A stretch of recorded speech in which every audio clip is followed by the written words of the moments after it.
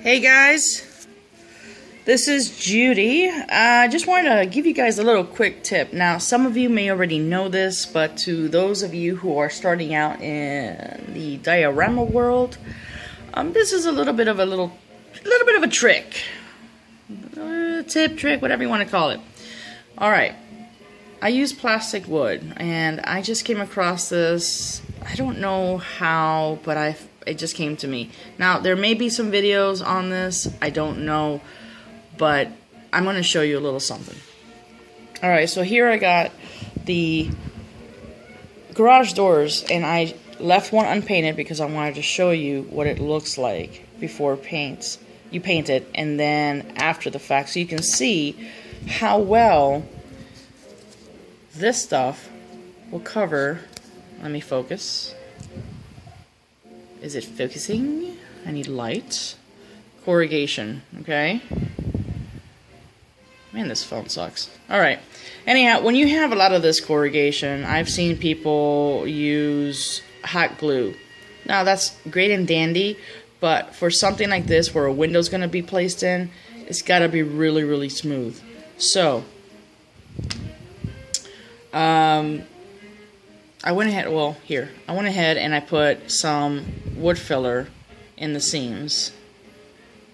Okay? Now, it doesn't look the best right now, but I'm going to sand it. This is pre-sanding, obviously. And then I'm going to add a little bit more because there's still some areas there. Now, this is deep stuff. This is deep corrugation, so I guess it doesn't like to be close to the camera, man. So you're going to have to put a few layers on it.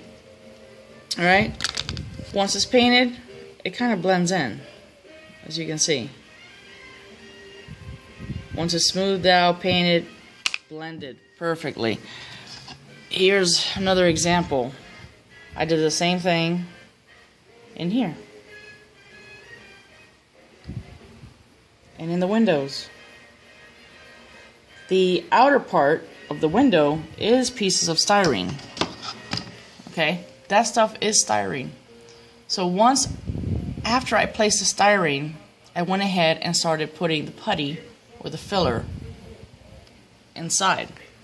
Waited for it to dry, which honestly, guys, this takes just minutes. And sand it smooth, paint it, and it really looks fantastic.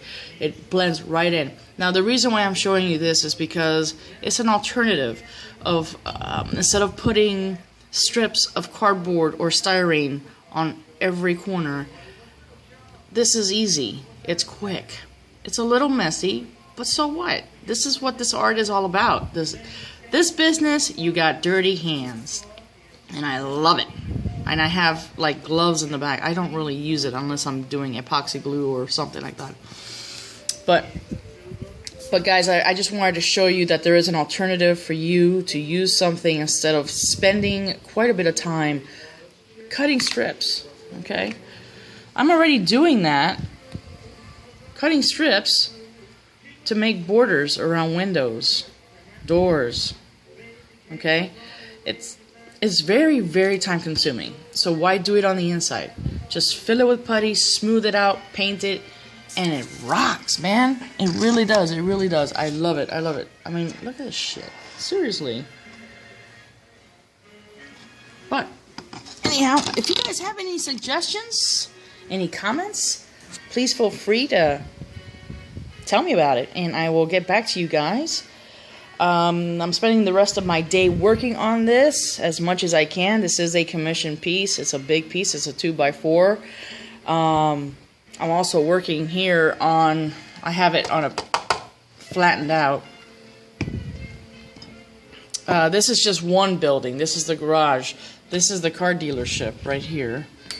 And I have this piece of acrylic because the beauty of foam core is when you wet it down with paint, glue, water, it warps, which is a biatch, as you all know. Okay, that's foam core.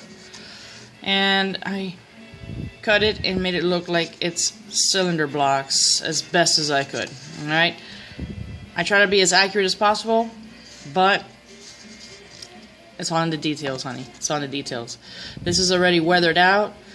Black powder with a little bit of the yellow tan to dirty it down. So I left this overnight. And I'll see how this one is still kind of... it's still not flat. So I'm going to have to kind of wet. What I do, this is a little trick too. I don't know if too many of you know this, but I'm going to wet the whole back. Get it nice and soaked. And then I'm going to flatten it out again. And I have like heavy pieces of metal and whatever I can find. Cover this whole thing, leave it overnight, and I'll tell you, it does smooth out.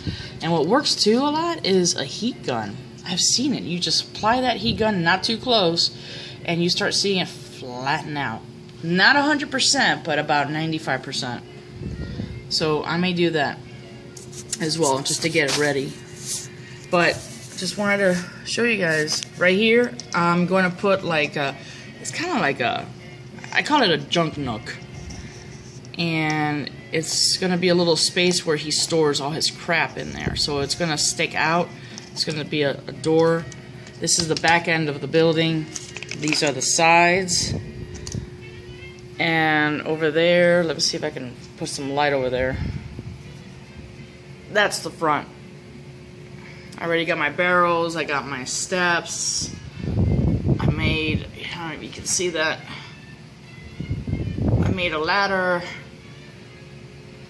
Lots of little details are going into this. That's why it's taking me a while, and luckily, you know, my friend is telling me to take my time because it really is time consuming. And there are days when you come home from work, you don't want to work on anything but sit and vegetate in front of the TV. But anyhow, guys, I just wanted to show you real quick my little tip. Plastic wood. Blending the seams. It really, really works fantastic. I'm telling you guys. Alright, so again, questions, concerns, down below. I'll get back to you as soon as possible. Like and share if you care to. And I'll see you again with another episode of Used Cars Diorama. You guys have a great day. Bye.